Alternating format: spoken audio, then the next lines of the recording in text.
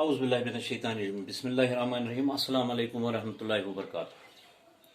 प्यारे बच्चों, आज हम पढ़ेंगे मिर्ज़ा शौक़ की मसनवी दुनिया की पायदारी में हम आज अशारों की तशरीह करेंगे। लेकिन अशारों की तशरीह करने से पहले मैंने आपको कल होमवर्क रखी थी।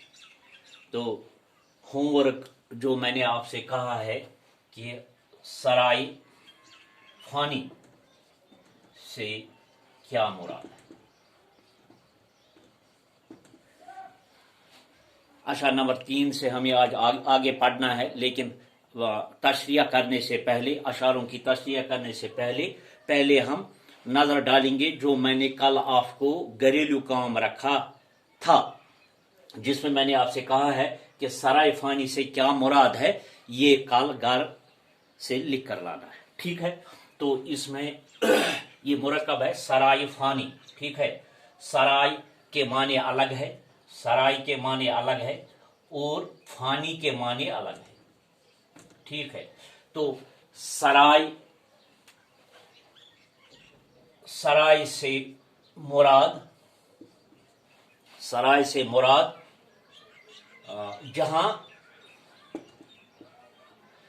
जहां मुसाफिर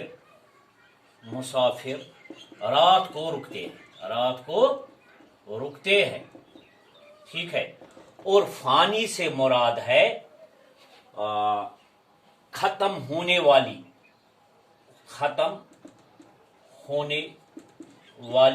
जगह या खत्म होने वाली। तो इसका मतलब है फिर सराय फानी से क्या मुराद है? सराय फानी से क्या मुराद है? सराय फानी से मुराद खत्म होने वाली जगह या खत्म होने वाली दुनिया। ठीक है, समझ में आया है? तो खत्म होने वाली सराय फानी से मुराद है खत्म होने वाली दुनिया। तो अब हम आगे बढ़ेंगे। आज अशार नंबर 3 और अशार नंबर 4 की हम तशरीह करेंगे। तो सबसे पहले हस्ब दस्तूर हमें पहले इन अशारों की बुलंद खवानी करनी है, इन अशारों को पढ़ना है लबो लहजा के साथ, बुलंद आवाज में।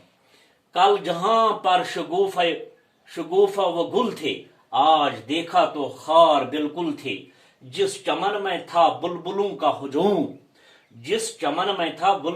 हुजूम, आज इस जा है आशियाने बूम। तो ये इनकी बुलंद खवानी है। तो अब हम सबसे पहले तशरीह करने से पहले हम ये देखेंगे कि इनमें मत कोई ऐसा लफ्ज या अल्फाज है जिनको हमें समझने में परेशानी हो जाएगी, तो उनके माने हम लिखेंगे। ठीक है ना?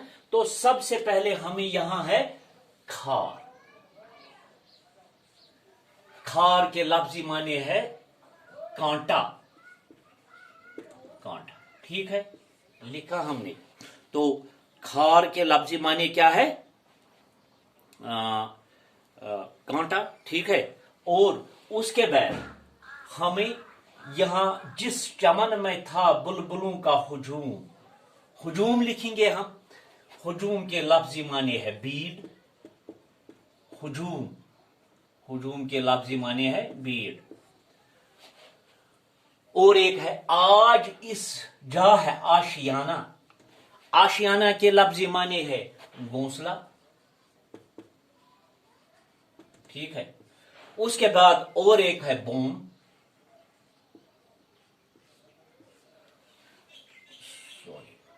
बूम के लफ्जी माने है उल्लू। ये एक जानवर है, उल्लू। अलिफ लाम वाव, ये उल्लू।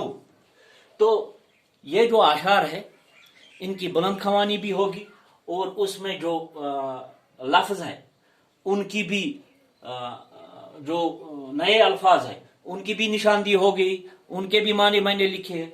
अब کل اس کی تشریح کریں گے اس طرح، کل جہاں پر شگوفہ و گل تھے آج دیکھا تو خار بالکل تھے۔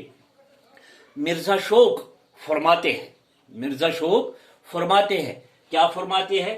دنیا کی ناپائیداری کو دیکھ کر فرماتے ہیں کہ کل جہاں بستیاں آباد تھی، کل جہاں بستیوں کی بستیاں آباد تھی، آج